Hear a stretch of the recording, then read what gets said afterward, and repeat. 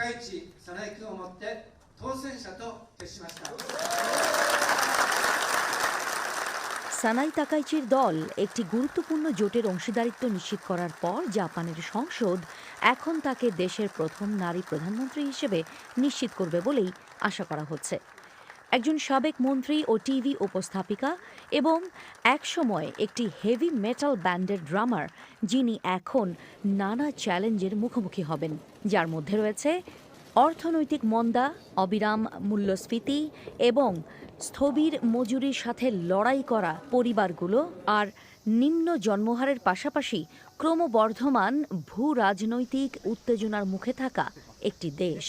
তাকে এখন মার্কিন যুক্তরাষ্ট্র জাপানের কঠিন সম্পর্ককে মোকাবেলা করতে হবে এবং পূর্ববর্তী সরকারের সময় ট্রাম্প প্রশাসনের সাথে করা একটি শুল্ক চুক্তির মধ্য দিয়ে যেতে হবে।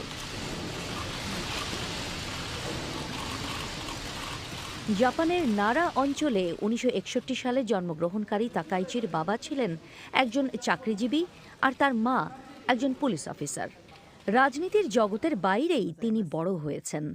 একসময়ের হেভি মেটাল ড্রামার তাকাইচি অনেকগুলো ড্রামস্টিক বহনের জন্য পরিচিত ছিলেন, কারণ তিনি তীব্র ড্রামিংয়ের সময় স্টিক বা লাঠিগুলো ভেঙে ফেলতেন। তিনি একজন স্কুবা ডাইভার এবং গাড়ির প্রতিও আগ্রহ রয়েছে তার।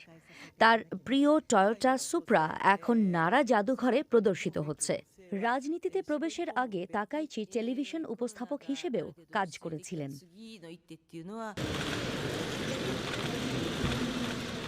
তার রাজনৈতিক অনুপ্রেরণা আসে 1980-র দশকে, যখন যুক্তরাষ্ট্র জাপান বাণিজ্য সংঘাত চরমে ছিল। জাপান সম্পর্কে আমেরিকান ধারণা বোঝার জন্য দৃঢ় প্রতিজ্ঞ হয়ে তিনি জাপানের সমালোচনাকারী হিসেবে পরিচিত একজন কংগ্রেসওম্যান ডেমোক্র্যাট প্যাট্রিশিয়া শ্রোডারের অফিসে কাজ করতে শুরু করেন। তাকাইচি আমেরিকানদের জাপানি, চীনা ও কোরিয়ান ভাষা আর খাবার গুলিয়ে ফেলতে দেখেছিলেন। কিভাবে জাপানকে প্রায়শই চীন ও দক্ষিণ কোরিয়ার সাথে একত্রিত করা হয়েছিল তাও পর্যবেক্ষণ করেছিলেন তিনি। যদি জাপান নিজেকে রক্ষা করতে না পারে, তাহলে তার ভাগ্য সর্বদা যুক্তরাষ্ট্রের অগভীর মতামতের করুণার উপরই নির্ভরশীল থাকবে, তিনি বলেছিলেন। তাকাইচি 1992 সালে তার প্রথম সংসদীয় নির্বাচনে স্বতন্ত্র প্রার্থী হিসেবে প্রতিদ্বন্দ্বিতা করে হেরে যান। তবে তিনি তার লক্ষ্যে অটল থাকেন।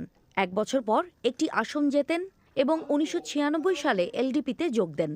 তারপর থেকে তিনি 10 বার এমপি নির্বাচিত হয়েছেন, মাত্র 1 বার হেরেছেন এবং দলের সবচেয়ে স্পষ্টবাদী, রক্ষণশীল কণ্ঠস্বর হিসেবে খ্যাতি অর্জন করেছেন। তিনি অর্থনৈতিক নিরাপত্তা মন্ত্রী